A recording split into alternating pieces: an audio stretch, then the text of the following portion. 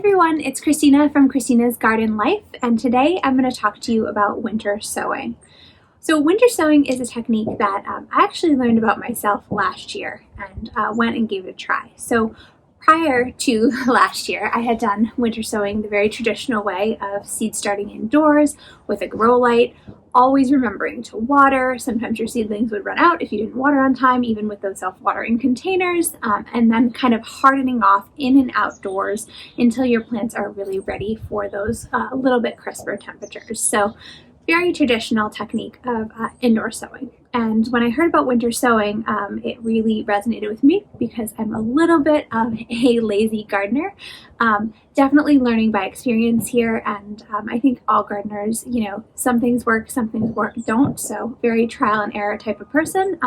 But last year I tried winter sowing and it worked really well for me. So I planted all sorts of annuals and some perennials, and almost all of them succeeded. The only one that didn't was Comfrena, but the rest did really, really well for me. So I loved the technique, made it a very easy way to garden for me. So this year I'm actually doing all of my seed starting outdoors, and I'm sure I will have some things that do great and maybe one or two again that don't, but for a packet of seeds, which is around anywhere from $1.50 to $3 at some more of the expensive stores, I think it's worth it for that trial and error there. And this year I am going to seed for my garden, but I'm also going to be starting a cut flower garden, a small one in the back. So lots of seed starting outside this year for me to plant. So a couple things you'll need to do winter sowing is you will need some sort of plastic container. I actually use these Starbucks coffees containers during these last year or so, less easy to kind of get out there and get your coffee. So have gone through many of these Starbucks coffees, which are life-saving. But a lot of people use milk jugs. You can actually use old Tupperware, which I did last year, for your winter sowing. So a milk jug would look something like this, where you can either use the opaque or a transparent milk jug. You're also going to need some duct tape to tape around and then keep that kind of all taped in. I use a label maker, which I have over here in the front. I had luck with the label maker last year. A lot of people use permanent marker or garden markers, but for me, I love label making, so label making works really well for me. You're also going to need a box cutter or some sort of X-Acto knife. This one's not very sharp, so we'll see how it goes, but you'd ideally like a sharpened box cutter. You have your seeds, which I have a mix of annuals and perennials, which I will walk through. And then I also have a canister of, I use warm water. It's freezing out today. I live in southern Connecticut, which is zone 7, but it's still about 35 degrees today, and nighttime temperatures going down into the 20s. But yeah, I'm expecting in the next few weeks to get a little bit warmer. So anyway, warm water there for me, mainly for my hands to stay warm. I don't think it really matters for the seeds to do warm water or cold water. Don't quote me on that. And the last thing I use is potting soil. A lot of you also use seed starting mix. Either I've heard it have worked, potting soil worked for me just fine last year. And then I have a container where I put my potting soil in just to kind of mix it on the side as I'm filling these containers. So with that, I will walk you through the seeds that I'm going to be planting. And you probably should pay attention to kind of which months to start these. It is a little bit late for seed starting for winter sowing. So it is, as I said, early March here. Last year, I think I did these in the beginning of February. And as you saw below, here's some seeds that I've already started. This is Echinacea. So I did start some in the beginning of February. But I'm just going to try my best, and some might work and some might not. But it's an easy technique to sample out on. So here I have Zinnia. I've actually already started several other Zinnia varieties. These are from Johnny's Seeds, which is a great place to get seeds. I will link a couple of other places that I buy seeds as well. But Zinnia, these are Cinderella Peach, which I'll put up on the screen. I have lavender here, Amarantha, Aster, Lupine, Digitalis. So this is actually a peach type of foxglove, and this is the type that blooms the very first year. So excited to try these. I also tried a different mix, so not the peach ones, but I'll put up the exact name of it, but it's a pink and a white mix as well. So excited to see if they do in fact bloom the first year. And also Dusty Miller, and if you can tell from this container, it's a little bit thicker compared to the others. This is because it comes in a pelleted form, so a little bit easier to handle there for Dusty Miller. And this is the first time I'm planting Dusty Miller, but I do love that blue icy leaf that they have, so I'm going to try them out. And it does say zone 8 through 10. Our gardening zone is a zone 7, but like a lot of you, we've had a couple of really mild winters. So I'm going to try it out and see if potentially our mild winter will allow it to overwinter. We'll see, but definitely worth that silver foliage to kind of accent your garden. And then I also am going to try out some hollyhocks. So I have these, I bought them from my local garden center. They are pom-pom hollyhocks apricot peach parfait. And then I also have some alyssum, which I actually picked up today at Home Depot. But I love a good annual like alyssum where you are getting constant flowers. So I have the royal carpet, which is more of a purple, and then also the carpet of snow, which is more of a white. So those are my seeds. So let's get started. First thing you want to do is rinse out your containers. So these I have rinsed. They probably have a little bit of water in them, which I'll shake out. And then you do, if your container does have some sort of plastic coating on them, you want to take it out so that you let your plants get as much light as possible. So I'm just going to use my box knife to kind of get started taking this plastic wrapping off.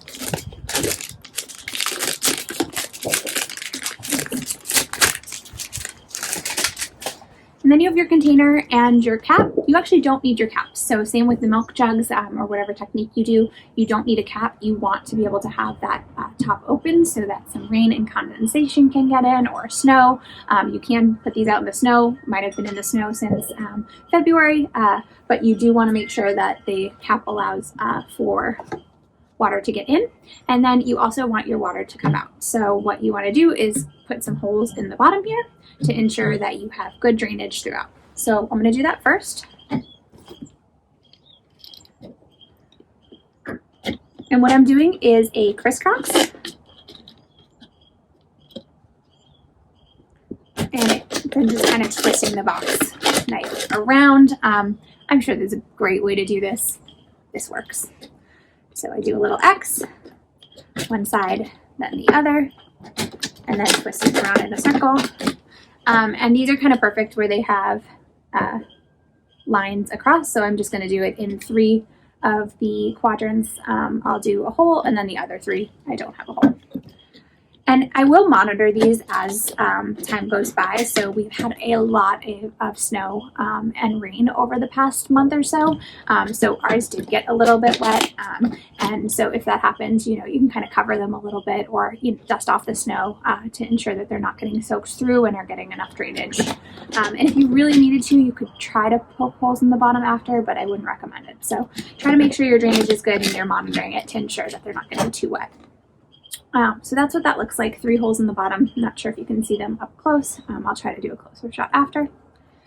And then the next thing that you want to do is you're going to cut it so that you create a hinge. So let me show you one that I've already done. But basically you're going to want it so that it is hinged, so that you can end up putting the dirt in the inside and then having the cover go over, and you'll end up duct taping that. So you make a little greenhouse for your plants. This milk carton that I did earlier with the echinacea in it, as you can see, the bottom part has soil. It's a little easier to see. The top part is a greenhouse, and then the duct tape around the side allows it to be contained. And milk cartons are probably a little easier because you have the handle here. So when you create the hinge, you just stop right before the handle. It kind of creates a nice, easy way to hold it, so long as you have good duct tape. So when we're cutting across on these Starbucks containers, I use 3 of the quadrants and I just cut along the seam. It's a little bit easier for me. And as I said, this knife is not the sharpest right now. So I probably should have done a little sharpening or got a better box cutter, but you get the point. So what you do is you cut across.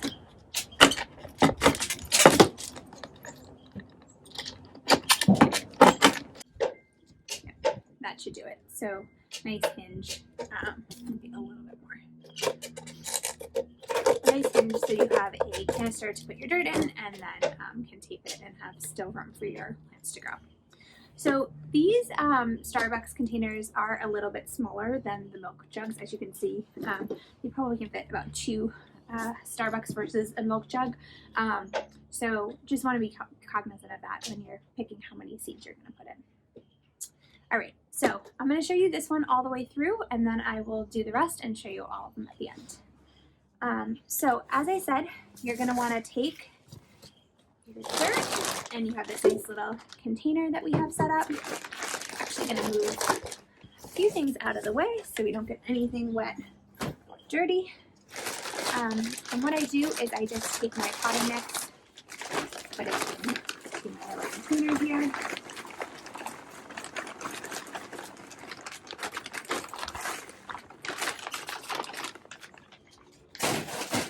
And then I am going to use my watering can with water and put a good amount in here. And I'm going to use my gloves because it is cold today. I am doing this outside because it's a beautiful sunny day, as you can see, but a little chilly. What you're going to do is you mix it up, and you want to get it to a consistency that is more muddy. So definitely has wet all the way through and really sticks together nicely. That's kind of perfect. And then making sure that all of your dirt is the same amount of muddy wetness. And I find if you get it to a good place here, you don't actually have to water it in. I think different people should be careful of their kind of climate zones, but for here, we do have a relatively moist climate. We get a lot of either rain or condensation. As I'm monitoring the winter sowing that I've already completed, there's a lot of condensation on the jar there, and I actually worry that it doesn't have enough drainage and I might have to dry them out a little bit. So I would say that think about that when you're kind of doing this and making sure that if you need to water on the top or not after you're finished, that you're being mindful of kind of your upcoming forecast and how much rain you get or snow. All right, so that is looking like a perfect consistency. So what I'm going to do next is put it in. And all you do here is you're putting it in. I don't think there's a graceful way of doing this, maybe a slightly less messy way. You're going to put it in, pack it in a bit to your container. This is actually a lot. I'll probably do about to that second mark. And that is it. So I'm going to pick what seed packet I am going to do. And I think I'm going to start with these zinnias.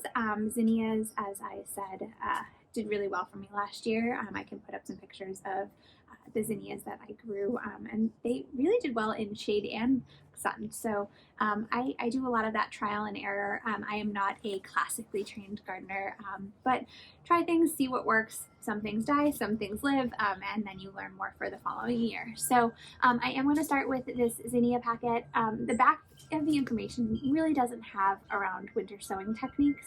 So for example, this says that it will germinate from 3 to 5 days. That does not happen with winter sowing. So when you are winter sowing, your germination period takes much longer, but your seeds are harder and more ready to go. So I'm going to plant these just not too far apart, but you go and you can see your seeds here. So zinnia seeds kind of look like sunflowers, sunflower shells. So what I do is I'm just going to space these. I'm going to do little holes. This one doesn't specify on the back of if you should cover them, how much you should cover them. It says cover lightly but firmly. So what I'm going to do is just like a 1/4 inch little hole for it, and then cover that with soil. So I'm going to poke little holes, little kind of divots, about a 1/4 inch. I think I'm going to do, I don't know, six or so, and I'm actually going to put 2 in each hole. See how they do.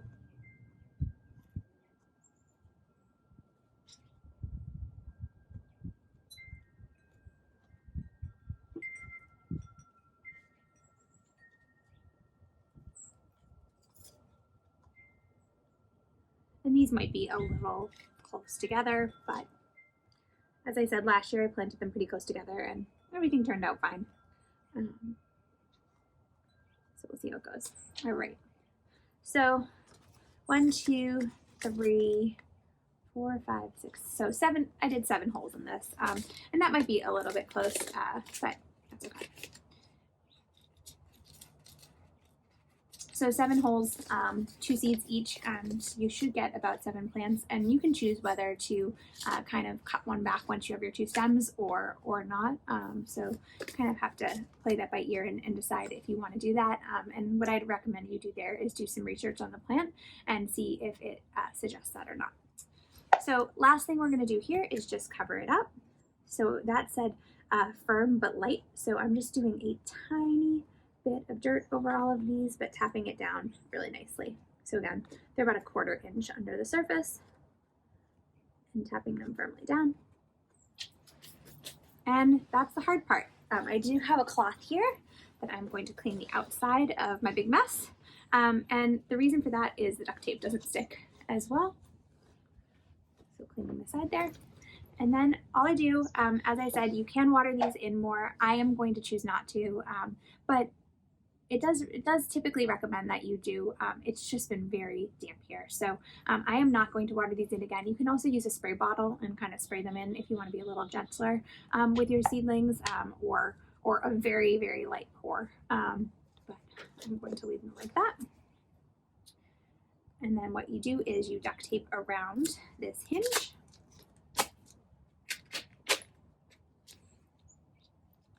The right amount of duct tape. So I think this should be enough.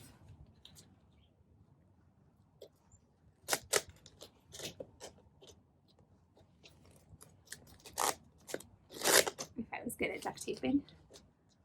All right, let's hold that together.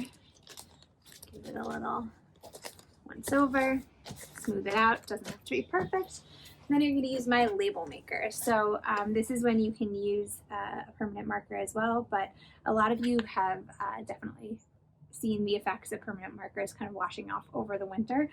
So I do find that the label maker works, and I do a little duct tape to keep it in place. So these are zinnias. They're peach colored. And for me, I definitely want to label the colors because I like to make sure that my garden is kind of color coordinated in the right places. So you'll see nice label maker here, which I highly recommend. They sell them at Costco, but having a label maker makes life nice and organized. And then I just stick the label on right on the front there. And then, as I said, I'm just going to take a little duct tape, split it in half, and stick it on each side just to keep it kind of tucked in here. And that's it. Cap stays off. You got your seeds all in here. I will show you a close-up in a minute. And then what I do is I put them all next to the house. As I said, they can get snowed on, rained on. I do tend to use a cover, like a season extending cover, which I'll show you at the end. But it really for me, just makes me feel a little bit more tucked in, but you really don't need to. I see lots of people zoning in Massachusetts, zone 5, and all types of gardening zones, and have these out in the snow all winter. So for me, I do keep them closer to my house so they get a little bit of the radiant heat from the house, and do use that extender. But it's also because I think it keeps it a little bit less wet. And as I said, we're a wet zone lately. So that is it. I will do all of these, rest of these, and kind of show you the effects after I finish. Okay, and there you have it. So I have finished all of my sowing, taped them off, made sure that they were labeled really well. They are watered in well. The other thing I did is I ended up poking more holes in the bottom. So as I said, when I was looking over my prior winter sowing, because of the weather that we've been having, I think I just need a little bit more drainage. But the other thing that you can do is if you're not having good drainage, you can save your caps. And if for some reason, your plants are getting just a little too wet, you can cap them for 3 or 4 days and then take the caps off, and hopefully by that point they have dried out just a little bit there. So that might be a trick for those of you in wetter climates as well. The other thing, as I was going through, is all of the seeds have different instructions on the back that very much are meant for indoor sowing techniques. But the one thing you really want to look out for is the depth of which you're sowing. Spacing, maybe not so much. When you're putting them in these containers, you're going to be kind of breaking them apart once they're ready anyway. Especially though, the depth is important. So some of them don't want to be under the soil at all. They need to have direct sunlight hitting them. Others want to be, a 1/4 inch or 1/8 of an inch or very dark. So just something to keep in mind as you're finishing up. So I'm going to take these containers, put them on the side, and that is it. But thanks so much for stopping by, and we'll see you in the next one. Have a good one.